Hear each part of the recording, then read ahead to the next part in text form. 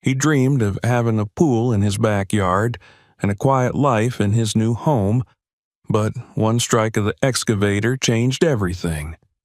What was hidden underground had been kept secret by the city for decades. This discovery forced authorities to block the streets and launched an investigation that changed the fate of an entire neighborhood.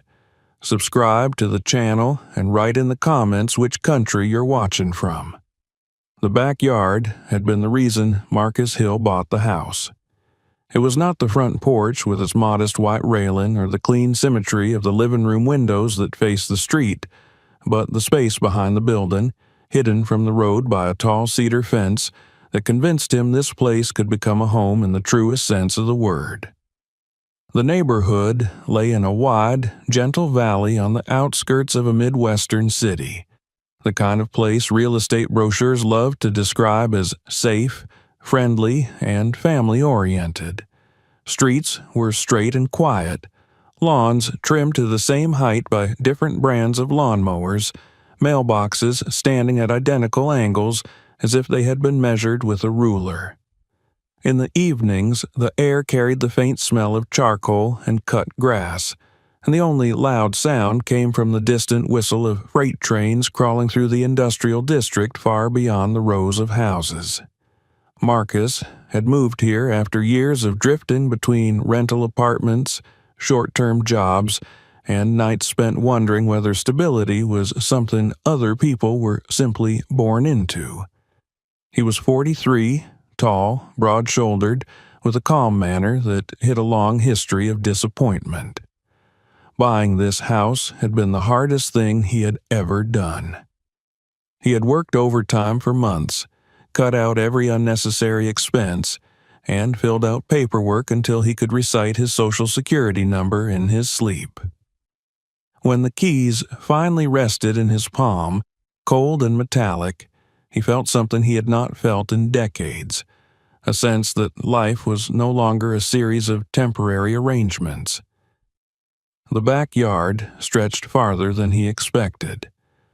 There was an old maple leaning slightly toward the fence, its bark split in places like old scars, and a narrow wooden deck attached to the back door where previous owners had left behind a rusted grill and a cracked plastic chair. The grass grew unevenly, thick and bright near the house, but sparse toward the far corner, where rainwater pooled after storms and refused to drain properly. That corner had always bothered him.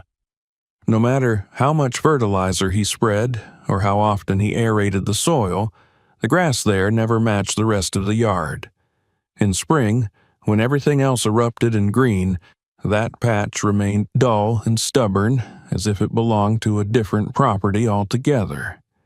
He noticed other small peculiarities, though at first he paid them no real attention. Sometimes, after heavy rain, he would find tiny fragments of stone or dark hardened clumps in the muddy depression near the fence.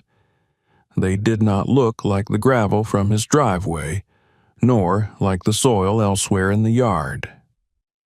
Once, while cleaning up after a storm, he picked up what he thought was a broken flower pot shard, but when he turned it in his fingers, he realized it was thicker and more irregular than any modern ceramic.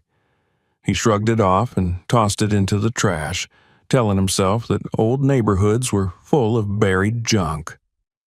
The dogs from next door were another odd detail. Their owners would let them roam freely when no one was watching, but the animals always stopped short of that same corner of Marcus's yard, barking at the fence line or circling wide around the low spot. He joked about it with the neighbors, suggesting the dogs were afraid of mud. Yet, even as he laughed, a faint discomfort settled in his chest. There was something about that patch of ground that resisted explanation. Still, the backyard was his refuge. After work, he would stand on the deck with a glass of iced tea, watching the sun slide behind the roofs of neighboring houses, imagining what the space could become. He pictured a rectangular pool set neatly into the earth, stone tiles surrounding it, a shaded seating area where friends and family could gather on summer evenings. It was not about luxury. It was about permanence. After so many years of living with cardboard boxes half unpacked, he wanted something rooted, something that would outlast him if it had to. By late spring, he had drawn rough plans and saved enough money to begin. He contacted the city, filed the necessary permits, and hired a small local contractor to handle the excavation. The paperwork felt like a ritual of legitimacy. Each stamp and signature made the project more real. The contractor visited the yard, measured the space with a tape, drove wooden stakes into the soil, and tied bright string between them, marking the outline of the future pool. When the men left, Marcus walked along the lines again and again, stepping over the taut strings, already visualizing the transformation. The neighbors watched with casual interest. Some nodded approvingly, others muttered about noise and construction dust, but most simply leaned against their fences and asked polite questions. He answered them all, telling the same story about starting fresh, about finally having a place worth improving. No one mentioned the low patch of ground. No one warned him about what lay beneath. On the first morning of excavation, the contractor's truck arrived just after 8, its engine growling as it reversed into the driveway. The men unloaded their tools, joked among themselves, and started stripping away the sod. The air filled with the smell of torn grass and diesel. Marcus stood on the deck, arms folded, feeling a strange mix of pride and nervousness. This was no longer a dream sketched on paper. The yard was changing before his eyes.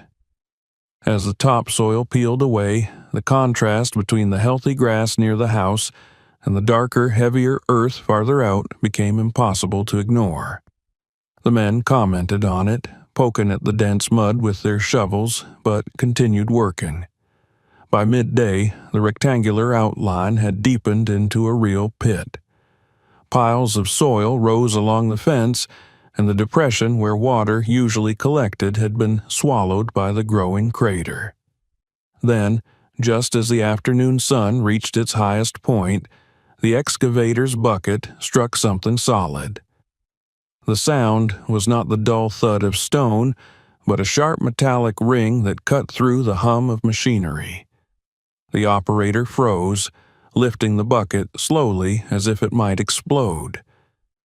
Marcus felt the vibration through the wooden deck and straightened instinctively, his heart beating faster for reasons he could not yet name. They climbed down into the pit and brushed dirt away from the point of impact. Beneath the brown clay lay a curved surface coated in rust, its edge disappearing into the surrounding soil. For a moment, everyone stared in silence, uncertain whether they were looking at a forgotten septic tank or something else entirely. Marcus descended the ladder and knelt beside the object, running his fingers along the gritty metal. It was colder than the air above, as though it had been sealed away from the seasons. Around them, the piles of dirt were littered with things that had not been there before. More of the ceramic shards, darkened and thick, and small bits of iron that did not resemble modern hardware. Marcus picked one up and felt a prickle of unease crawl along his spine. The backyard he had known for a year, the patch of ground he had mowed and watered and walked across in bare feet, suddenly seemed foreign. As the men cleared more soil, a faint draft rose from a narrow gap where the metal curved downward. It carried a damp, earthy odor that did not belong in an open yard. The contractor suggested it was probably an old cistern or abandoned storage tank, something left behind before the subdivision was built. Yet his voice lacked conviction. The object was too deep, too carefully embedded for such a simple explanation. Marcus looked back at his house, at the clean lines of siding and the kitchen window where he could see his own reflection faintly in the glass. He had bought this place believing it to be an empty canvas, a piece of land with no memory. Standing at the edge of the pit, staring at the corroded metal and the dark soil that clung to it like a stain, he realized how little he truly knew about the ground beneath his feet. The project that was meant to mark the beginning of a quiet, settled life had already begun to unravel that certainty, and as the afternoon shadows lengthened across the yard, a sense took hold of him that whatever lay below was not finished with him yet. The moment the excavator's bucket rang against the buried object, the mood of the backyard shifted in a way Marcus could feel in his bones. What had begun as a routine construction project now hung suspended in uncertainty, as if the earth itself had raised a hand and demanded attention. The contractor climbed down into the pit with a flashlight and a trowel, scraping carefully at the rusted surface, while the others leaned over the edge, shading their eyes from the glare of the sun. The metal was not flat like a tank wall or jagged like discarded scrap. It curved gently, forming a rounded dome whose edges disappeared into compacted clay. There were faint lines where seams might once have been welded or bolted together, now softened by decades of corrosion. Marcus stood beside them, his boots sinking slightly into the churned soil. The smell rising from the hole was stronger than before, a mix of wet stone and something vaguely sweet, like decaying leaves sealed away from air. He remembered the fragments he had tossed into the trash weeks earlier and wondered how many clues he had unknowingly discarded. When he picked up one of the newly unearthed shards, it left a brown stain on his fingertips. It was thick, uneven, and darkened in a way that suggested great age, not the accidental breakage of a flower pot from a forgotten garden party. The men began to clear more dirt by hand, widening the exposed section of metal. Their shovels scraped against it with muted taps that echoed inside the pit. With each stroke, more of the dome emerged, and it became clear that it was not a standalone piece but part of a larger structure buried deep below the yard.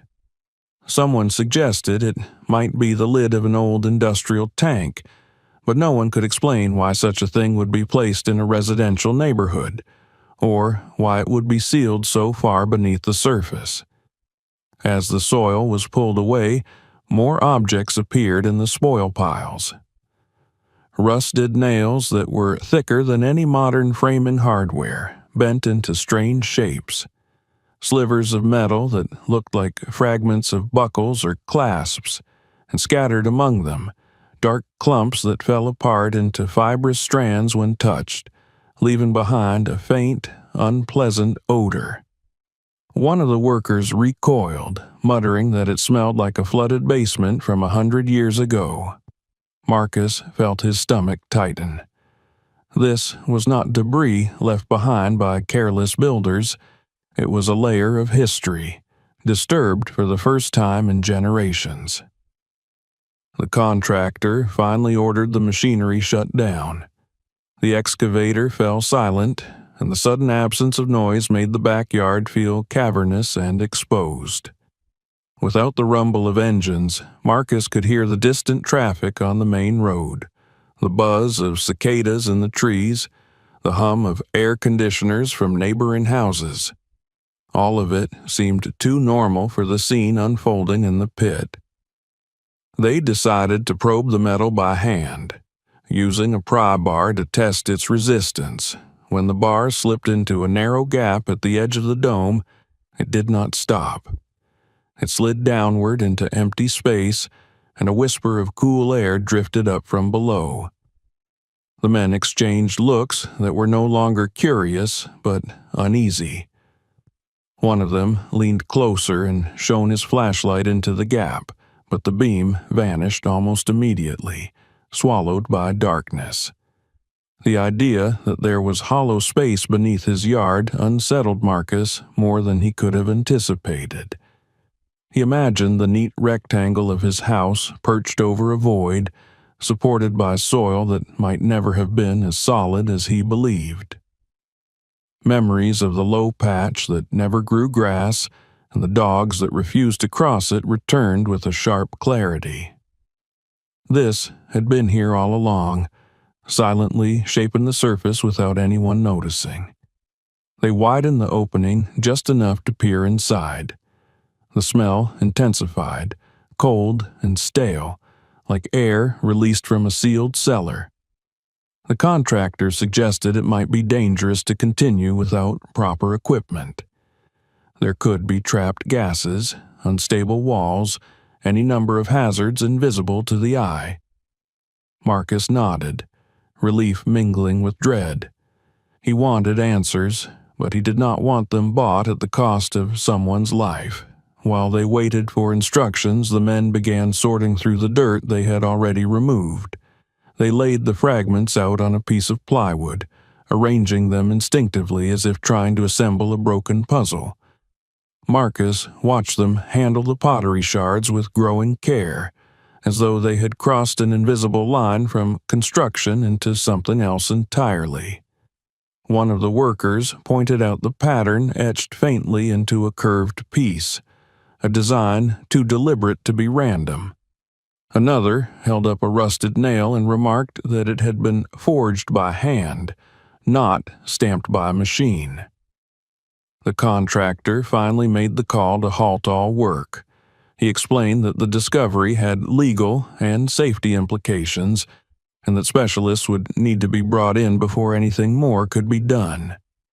Marcus agreed without hesitation. His initial excitement about the pool had been replaced by a heavy awareness that the ground beneath his home was no longer simply his to reshape.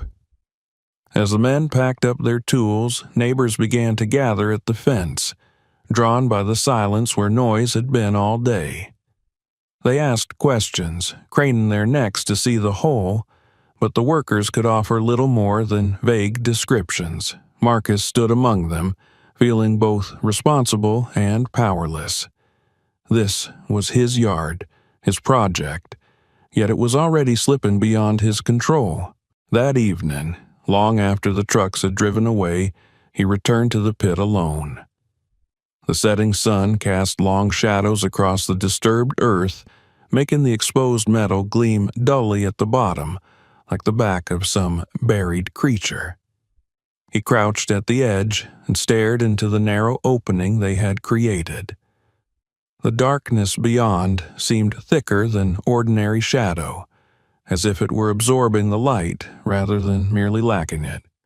He wondered how long the structure had been there, how many families had lived above it unaware, how many summers children had played on that patch of ground without ever knowing what lay beneath their feet.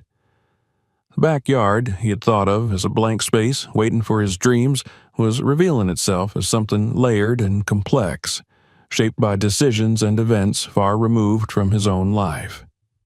By the time he went back inside, the air had cooled and the neighborhood had settled into its evening routine. Yet Marcus could not shake the feeling that something fundamental had shifted. The metallic strike of the excavator had not just interrupted a construction project, it had pierced the surface of the present and opened a narrow window into a buried past, one that was already beginning to exert its pull on everything above it. Marcus barely slept that night. The quiet that had always soothed him now felt hollow, as though the house were balanced on something fragile and unseen. He lay awake, listening to the faint settling sounds of the structure, the soft tick of cooling pipes, the distant bark of a dog, and, beneath all of it, the imagined echo of that metallic dome waiting in the dark soil behind his bedroom wall. When dawn finally arrived, it did not bring relief. Instead, it carried a sharp clarity, the kind that follows a long night of restless thought. By mid-morning, the specialists had arrived. 2 white vans pulled into the driveway bearing the logos of a local engineering firm and a geotechnical survey company. Men and women stepped out carrying cases that held instruments Marcus had only ever seen on television. Slender antennae, handheld consoles, tripods that folded out like skeletal limbs. They moved with professional detachment, their attention fixed on the disturbed yard rather than the house or its owner. Marcus felt like a bystander in his own life, standing on the deck while others took control of the space he had believed was his sanctuary. The first step was to compare what they had found with the city's records. They unfolded yellowed maps and digital plans on the hood of one of the vans, scrolling through the layers of infrastructure that showed water lines, sewer pipes, electrical conduits. None of them marked anything in the location of the metal dome. One of the engineers frowned and zoomed in further, shaking his head slightly. According to the paperwork, the land had been clean when the subdivision was built. Whatever lay beneath Marcus's backyard had never been documented. They cordoned off the pit with bright tape and positioned their ground-penetrating radar units at the edges of the marked pool area. The machines glided slowly over the grass and exposed soil, emitting soft beeps as they recorded invisible reflections from below. Marcus watched the operators' faces, searching for reactions, but their expressions remained neutral, focused. It was only when the first data appeared on their screens that the atmosphere changed. The console displayed a series of horizontal bands and irregular shapes, pale against a darker background. To Marcus, it looked like an abstract painting, but the woman operating the device pointed at the display and began to explain in measured terms that this indicated voids and dense objects beneath the surface. As she moved the scanner back and forth, the pattern repeated itself, not just beneath the pit, but extending outward, beyond the lines of the stakes, and into areas of the yard that had not been disturbed. They expanded the scan, moving closer to the fence, then beyond it, asking permission to briefly cross into the neighbor's yard. The shapes on the screen multiplied, forming a network that defied simple explanation. There were linear segments that suggested corridors or trenches, and clusters of anomalies arranged with an unsettling regularity. Whatever this was, it was not confined to Marcus's property. It ran beneath the surrounding homes like a hidden skeleton. When the team gathered to review the data, their voices were low and serious. The lead engineer traced the patterns with his finger, murmuring about scale and depth. He estimated that some of the voids lay far deeper than any residential utility would be placed. The suggestion that this could be an old industrial site faded quickly. There were too many repeated forms, too much organization. The contractor who had started the project arrived to see what had become of his halted job. He stood beside Marcus, staring at the glowing screens, and let out a long breath. He had seen buried tanks and forgotten foundations before, but never anything like this. The implication that the entire block might be sitting on top of something unknown left him visibly shaken. Marcus felt a cold weight settle in his chest. The backyard that had once represented his future now appeared on a screen as a dense, layered map of the past. The specialists explained that further excavation was out of the question without formal approval. There were safety concerns, possible collapse risks, and the potential presence of hazardous gases in the voids. The pit was to be secured, the area restricted until a full assessment could be conducted. They photographed the pottery shards and metal fragments that had been laid out on the plywood and placed each piece into labeled evidence bags. Marcus watched as the remnants of whatever history lay beneath his yard were reduced to catalog numbers. One of the specialists held a shard up to the light and tilted it, revealing a faint pattern etched into its surface. She did not elaborate, but the look she exchanged with her colleague told Marcus that this was not a recent artifact. As word spread among the neighbors that the discovery extended beyond one backyard, the street began to feel crowded. People emerged from their houses, gathering in small clusters behind the tape, whispering to one another. Some speculated about tunnels or forgotten bunkers, others about criminal activity hidden away long ago. Phones were raised, pictures taken. Marcus felt exposed, his private world suddenly open to public curiosity. The team leader called him aside to explain the next steps. They would be contacting the city's historical department and a group of archaeologists to evaluate the findings. The possibility that this was a site of cultural or historical significance could not be ignored. Until then, the yard was effectively off limits. Marcus nodded, trying to absorb the implications. He asked how long the process might take, and the answer was honest but vague. It could be days, weeks, longer if the scope of the site was as large as the scans suggested. That afternoon, as the specialists packed up their equipment, the quiet of the street felt strained rather than peaceful. Marcus returned to the edge of the pit, gazing at the rusted dome and the dark opening beside it. The cold air still drifted upward, as steady as a breath.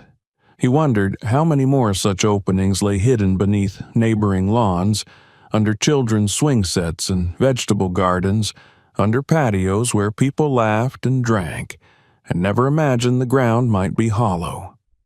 By evening, the city had erected a temporary fence around his yard, replacing the bright tape with metal panels that clanked as they were bolted together. The barrier felt like a boundary, not just of space, but of authority. Marcus could no longer step freely into the place that had defined his vision of home. He stood on the deck and watched the sun sink behind the rooftops, feeling as though the earth itself had shifted beneath him, carrying with it the certainty he had worked so hard to build. The metal fencing that appeared around Marcus Hill's backyard the following morning changed the street more effectively than any headline ever could. The familiar view of trimmed hedges and matching mailboxes was now broken by rigid gray panels that reflected the sunlight like a warning. Police cruisers idled at the corner, their engines humming quietly, and city vehicles lined the curb as though a film crew had descended without permission. Neighbors stood in their driveways holding coffee mugs that had gone cold, staring at the scene with expressions that hovered between curiosity and unease. Marcus had been awake since dawn, pacing between the living room and the kitchen window. Every time he glanced outside, he half expected the fence to have vanished, for the pit in his backyard to have been smoothed over as if it were all a dream. Instead, the reality pressed in harder with each passing minute.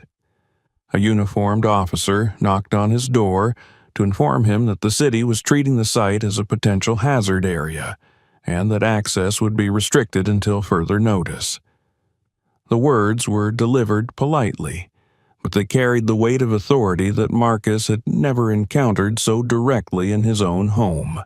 Soon afterward, a group of officials arrived, including representatives from the historical department and emergency services. They set up a folding table near the curb and began consulting maps and digital tablets. The lead archaeologist, a gray-haired man with a calm but intent demeanor, was shown the fragments that had been recovered. He examined them with gloved hands, turning each piece slowly, his eyes narrowing as he traced patterns barely visible beneath the grime. Marcus watched him closely, trying to read his face, but whatever recognition dawned there was carefully contained. Within hours, a notice was distributed to the immediate neighbors explaining that the area might require temporary evacuation due to safety concerns. The word evacuation sent a ripple of panic through the street. People began packing small bags, ushering children inside, making hurried phone calls to relatives. Some were angry, others frightened, and many were both. The sense of shared routine that had defined the neighborhood dissolved into a flurry of personal crises. Marcus found himself in the strange position of being both the cause of the disruption and as powerless as anyone else affected by it. He was advised to prepare for the possibility that he might not be allowed to remain in his home while further assessments were conducted. The thought of leaving, of handing his keys back to the city even temporarily, struck him harder than he expected. He had fought so long to own a place of his own, and now that place was slipping through his fingers for reasons that had nothing to do with his actions. As the day wore on, reporters arrived. Cameras appeared behind the police tape, and microphones were thrust toward any neighbor willing to speak.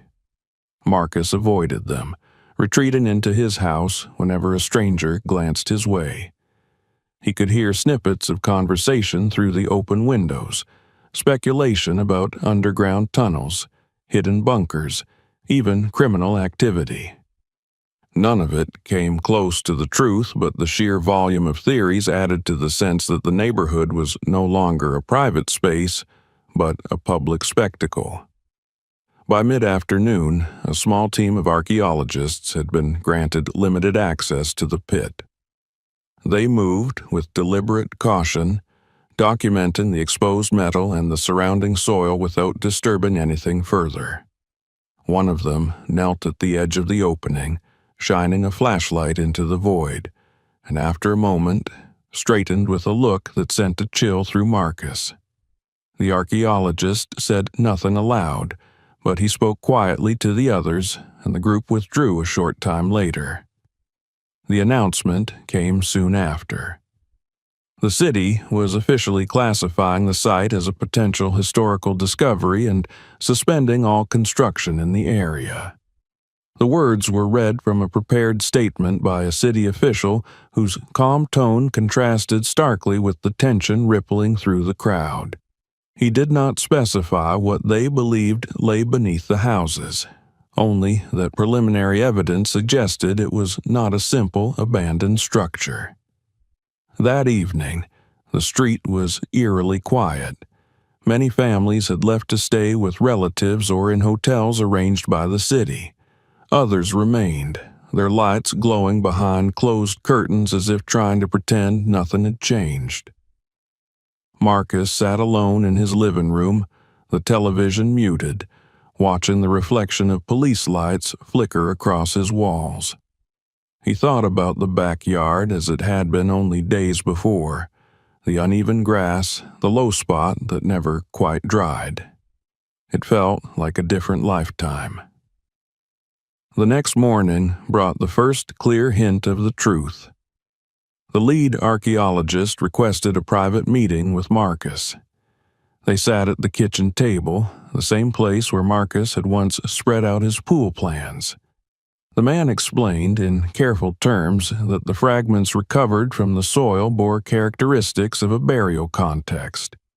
The patterns on the pottery were consistent with those used in ceremonial items from the early 20th century, and the density of anomalies on the radar scans suggested not a single grave, but many.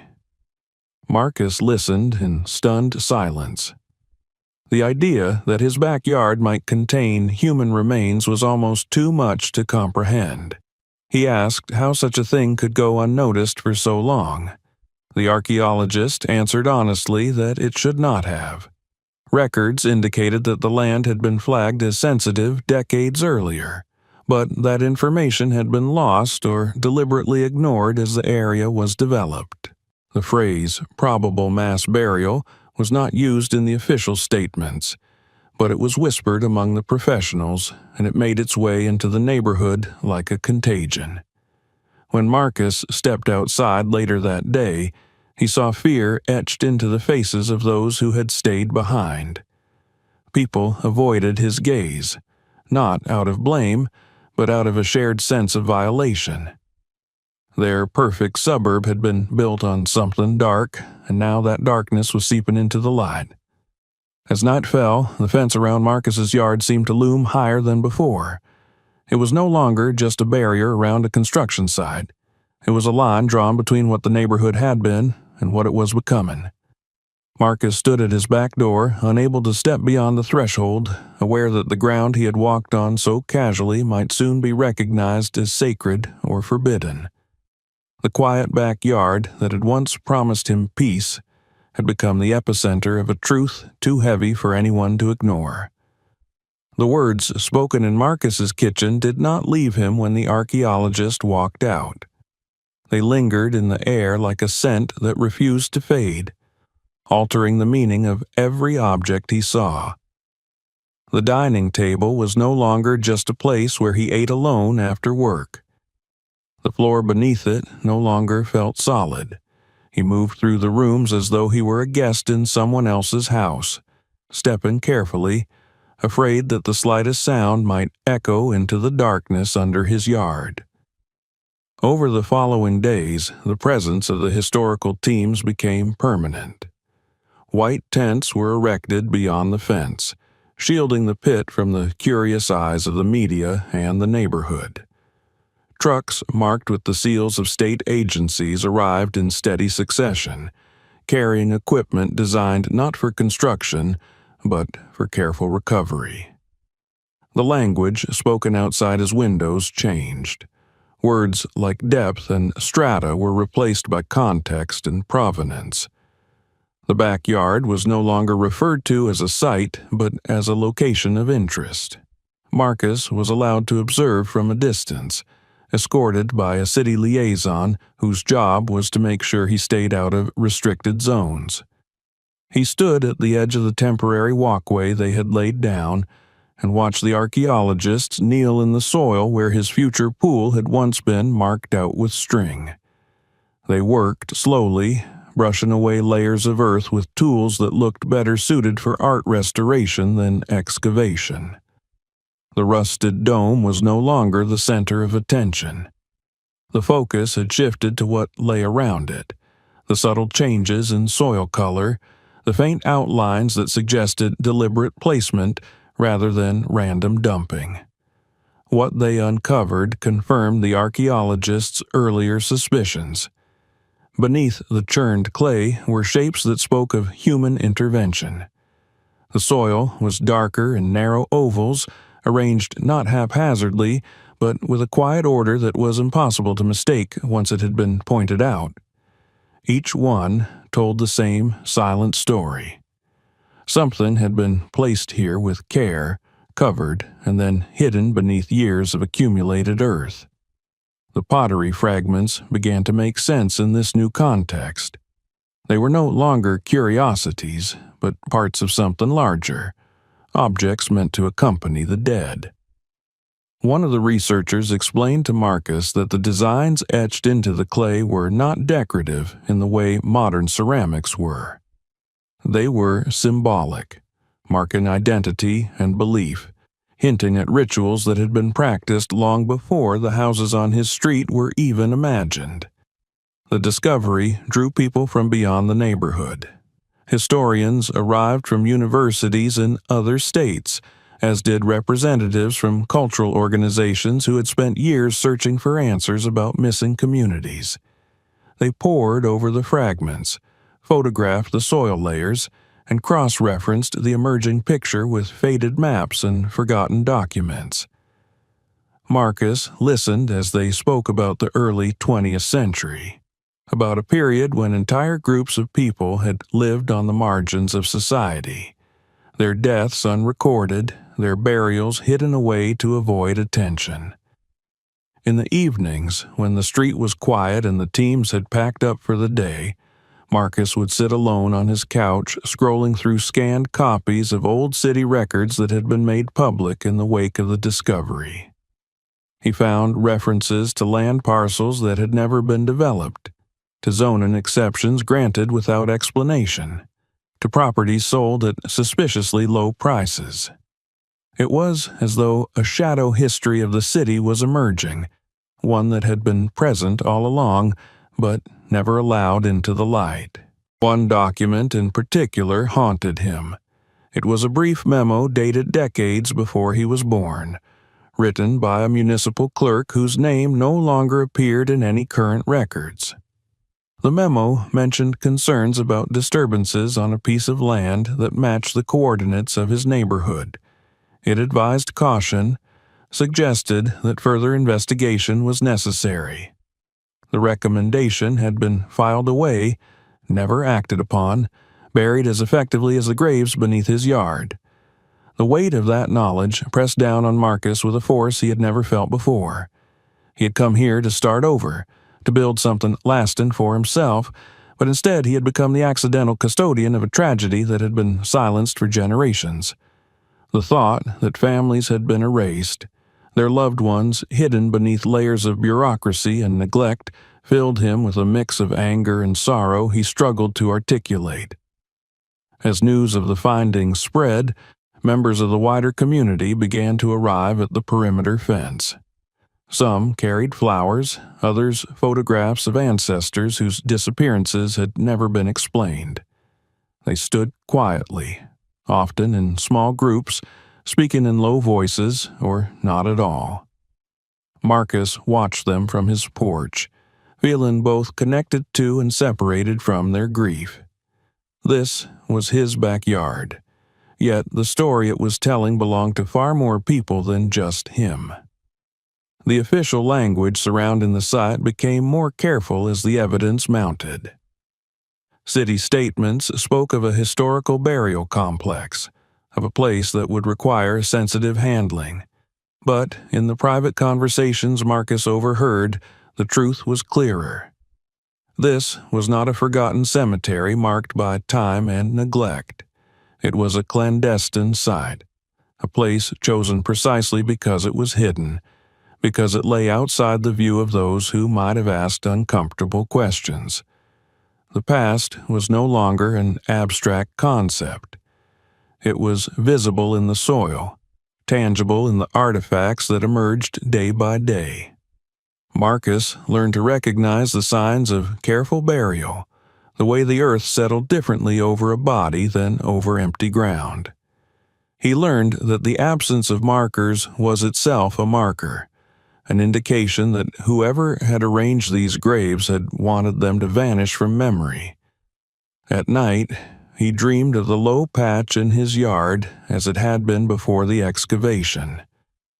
In his dreams, it was not barren but crowded, filled with figures he could not see clearly, their presence announced only by the way the grass refused to grow. He would wake with the uneasy sense that the land had been trying to speak to him all along, that his decision to dig had simply given it a voice. The archaeologists confirmed their conclusions at the end of the week. In a closed meeting with city officials and a handful of community representatives, they stated that the site likely contained a large number of unmarked graves dating back over a century. The arrangement, the artifacts, and the depth of the layers all pointed to a systematic practice rather than isolated incidents. It was, in the measured language of their report, a burial complex associated with marginalized populations whose deaths had never been formally recorded. When Marcus heard this, he felt the last remnants of his old expectations dissolve. The backyard was no longer a place where he could imagine summer evenings by a pool. It had become a doorway into a chapter of history his city had tried to forget. The fence, the tents, the silent figures working in the soil were all manifestations of that shift, visible reminders that the ground beneath ordinary lives could carry extraordinary truths. As the sun set over the neighborhood that evening, the lights inside the tents glowed softly, illuminating the careful work taking place within. Marcus stood at his window and watched until the last researcher left for the night.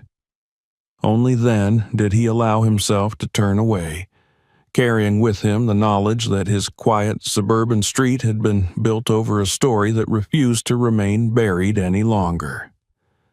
The backyard had become a forbidden landscape, a place Marcus could see but no longer touch. The quiet hum of activity behind the fence was now as familiar to him as the sound of his own refrigerator, Yet it never lost its power to unsettle him. Each day he woke to the knowledge that the soil beneath his home was being peeled back layer by layer, exposing not just bones and broken objects, but a pattern of decisions that had allowed all of it to be hidden for so long. It was a reporter who first hinted to Marcus that the story was no longer only about forgotten graves. She had tracked him down outside a grocery store, introducing herself with an apologetic smile, before asking whether he was aware that several former landowners had sold their parcels at steep discounts shortly before the subdivision was built. Marcus had not known this. The houses on his street had all been marketed as part of a standard development. Nothing unusual, nothing to suggest that the land had ever been considered problematic. Yet the reporter spoke of deeds that changed hands quickly, of shell companies that appeared briefly in the records and then vanished. Curiosity hardened into determination. Marcus began to request documents from the city, filing formal information requests that returned scanned pages of contracts and memoranda.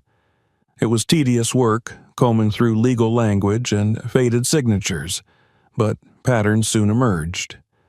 The land beneath his home and those around it had been bought cheaply decades earlier, often from families who seemed to have inherited little more than confusion about the property's history. In several cases, there were addenda to the sales that mentioned responsibilities related to site assessment or environmental review. Those responsibilities, however, never seemed to have been fulfilled. One evening, a man named Leonard Price called him. Leonard had been a junior employee at a real estate firm during the period when the land was being assembled for development. He spoke cautiously, as though unsure how much he should reveal, but his story filled in the gaps left by the paperwork. There had been concerns back then, Leonard said, whispers about something under the ground that made the land hard to sell. Executives had dismissed them as rumors, yet they had also insisted on unusually strict confidentiality clauses. The goal, Leonard admitted, had been to push the project through before anyone could demand a deeper investigation. Marcus felt a bitter mix of vindication and betrayal as he listened. The graves beneath his yard had not simply been forgotten. They had been inconvenient. And in the calculus of profit and deadlines, inconvenience had been treated as something that could be paved over. The city launched its own inquiry soon after the reporter's article ran. Officials who had once spoken only in generalities now found themselves under scrutiny. Public records requests were mirrored by subpoenas, and the names of former council members and developers began to surface in the evening news. Marcus watched from his living room as footage of men in suits entering courthouse buildings played across the screen, their expressions carefully blank. The pressure did not come solely from outside. Within the neighborhood, tensions mounted. Some residents were angry at Marcus, irrationally blaming him for what was happening. They argued that if he had not decided to dig, none of this would have come to light, that their property values would not be plummeting, that their lives would not be upended. Others defended him fiercely, insisting that the truth mattered more than market prices. The street that had once been defined by polite nods and casual greetings was now a place of whispered arguments and closed doors. In the midst of this, Marcus received an offer. A representative of the development company that had built the subdivision requested a private meeting. They sat across from him in a rented office downtown, speaking in smooth, practiced tones about inconvenience and misunderstanding. They suggested a settlement that would compensate him generously for the disruption to his life, a figure large enough to buy another house outright in a different part of the city. All he had to do, they implied, was agree to a non-disclosure arrangement and allow the legal process to unfold without his involvement. Marcus stared at the polished table between them and imagined the backyard as it had been, the low patch of ground that never quite dried. He thought about the families now, standing behind the fence holding photographs of people whose names had vanished from official history. The money being offered could solve his immediate problems, but it would also silence him. He declined the offer, his voice steady in a way that surprised even him. The refusal marked a turning point. Marcus found himself drawn deeper into the investigation, providing interviews, sharing documents, attending meetings with city officials and community leaders. He learned more about zoning laws and historical preservation statutes than he had ever wanted to know. Each new piece of information added weight to the realization that this was not a simple case of negligence. It was a system that had allowed inconvenient truths to be buried beneath layers of paperwork and asphalt. The personal cost was real. His house was formally assessed as part of the investigation, engineers testing its foundation for stability given the voids beneath the neighborhood. For weeks, he did not know whether he would be allowed to return permanently or whether the city would declare the area unsafe. He lived out of boxes in a small apartment provided by a relocation program, his routines reduced to the essentials. The sense of home he had fought so hard to establish felt distant, like a photograph of someone else's life. Yet there were moments of unexpected solidarity. Members of the community, whose ancestors were believed to be among the buried, reached out to him, thanking him for standing firm. They shared stories of grandparents who had disappeared without explanation, of questions that had haunted families for generations. Marcus listened, humbled by the realization that his decision to dig a pool had intersected with histories far larger than his own. As the investigation progressed, the narrative shifted from discovery to accountability. Evidence emerged that the developers had been informed of the site's sensitivity before construction began, that a previous landowner had disclosed concerns in exchange for a reduced sale price, with the understanding that proper archaeological work would be funded. That work had never been done. Instead, the land had been leveled and built over, the warnings filed away and forgotten. The phrase "traces of collusion" began appearing in official documents, and with it the acknowledgement that what lay beneath Marcus's yard was not just a remnant of the past, but the product of deliberate choices in the present. Standing in his temporary apartment one evening, surrounded by the cardboard boxes that held the fragments of his disrupted life, Marcus realized that the story had outgrown the boundaries of his backyard. It was now a reckoning with the way a city had chosen to remember and to forget, and he was no longer simply the man who had struck metal in his yard. He was a witness, and there was no turning back. The hearings began in early autumn when the leaves along Marcus Hill's street turned brittle and the air sharpened with the promise of winter. By then, the backyard he once imagined filling with water and laughter had been transformed into something unrecognizable. A field of canvas tents and wooden walkways, floodlights standing where lawn chairs used to be. What had started as a single pit had expanded into a carefully mapped grid that extended across several properties, its boundaries marked by stakes and measuring tape, like the outline of a forgotten city slowly rising from the ground. The official declaration came in a room that smelled faintly of coffee and dust, in the presence of city council members, representatives of historical and cultural organizations, and a scattering of residents who had chosen to stay, despite the uncertainty. The land beneath the subdivision, they announced, was to be recognized as a protected historical site. It would be preserved in its entirety, studied with the full resources of the state, and ultimately transformed into a memorial space dedicated to those whose lives had been hidden beneath layers of neglect and indifference. Marcus listened as though from a distance. The words should have felt triumphant, but they were heavy instead, weighted with the reality that nothing in his life would ever be quite the same. The decision meant that the neighborhood could not be restored to its previous form. Houses would be purchased by the city, families relocated, the grid of streets slowly erased in favor of a landscape that acknowledged the truth beneath it. In the weeks that followed, the process unfolded with bureaucratic precision. Inspectors evaluated each home, including Marcus's, determining which could be salvaged and which would have to be removed to ensure the integrity of the site.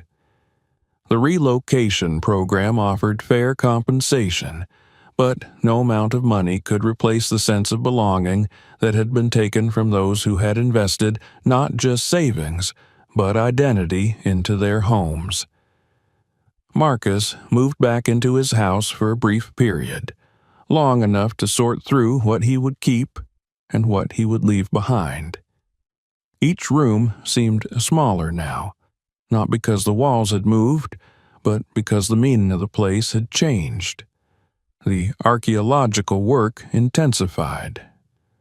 Teams from universities arrived with specialized equipment, their focus no longer limited to confirming the existence of graves, but expanding to the delicate task of recovery and identification. The careful rhythm of their work became part of the neighborhood's daily life. Brush, photograph, document, repeat. The aim was not only to uncover, but to restore dignity, to ensure that each individual whose remains lay in the soil would be treated with the respect denied to them in life. Community members gathered regularly at the edge of the site. Some brought food for the workers, others simply stood in silence. Temporary signs appeared along the fence, bearing names, dates, fragments of family histories that had finally found a place to be spoken aloud. The backyard that had once been Marcus's private refuge had become a shared space of mourning and recognition. The developers did not escape unscathed. Court proceedings advanced steadily, revealing in open session the paper trail that had allowed the land to be built over in the first place. Emails were read aloud, contracts projected onto screens, their euphemistic language stripped of any pretense of innocence.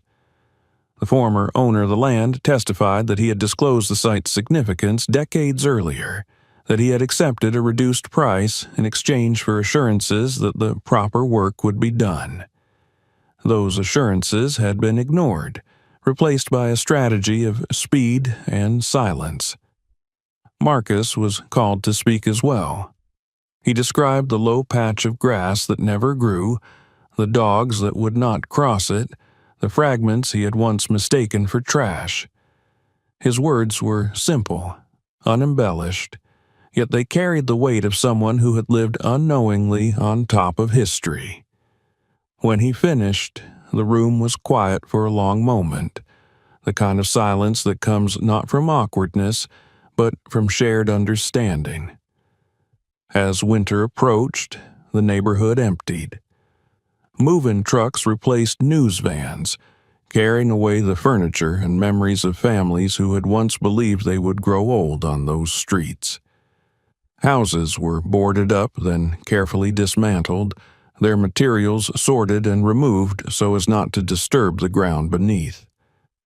Marcus watched his own home undergo the same fate, standing across the street as the walls came down piece by piece.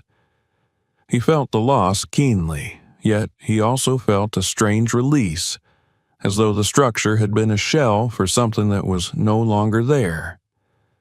The Memorial Planning Committee invited him to participate, recognizing that his accidental discovery had been the catalyst for everything that followed. He attended meetings in municipal buildings and community centers, listening as architects and cultural leaders debated how best to honor those who had been hidden for so long. The designs favored simplicity, open space, pathways that followed the original contours of the land, rather than imposing new ones. The idea was to let the earth itself guide visitors, to create a place where silence would speak louder than any inscription. On the first anniversary of the discovery, a small ceremony was held at the site. The tents were still there, the work far from complete, but a section of ground had been cleared and leveled, and people gathered in a wide circle. There were no speeches, only the soft murmur of wind through bare trees and the distant hum of traffic from the city that continued to move forward even as it reckoned with its past. Marcus stood at the edge of the circle, hands in his coat pockets, feeling the cold seep up through the soles of his shoes. He thought of the backyard as it had been when he first unlocked the door to the house, of the dreams he had poured into that uneven patch of grass. Those dreams had been buried beneath something far more important, a truth that had waited patiently for someone to listen. As he turned to leave, he took one last look at the ground, now marked not by stakes or fences, but by the quiet attention of those determined to remember. The earth had spoken at last, and in doing so it had changed him. His life was no longer defined by the loss of a home or the abandonment of a project. It was defined by his role in restoring names to the nameless, in acknowledging that beneath the most ordinary places lay stories that demanded to be heard. If this story shocked you, make sure you subscribe right now so you don't miss what happens next. There are many more investigations and hidden truths waiting for you in our upcoming videos. Share this video with your friends and family, because the next discovery could be even closer to home than you think.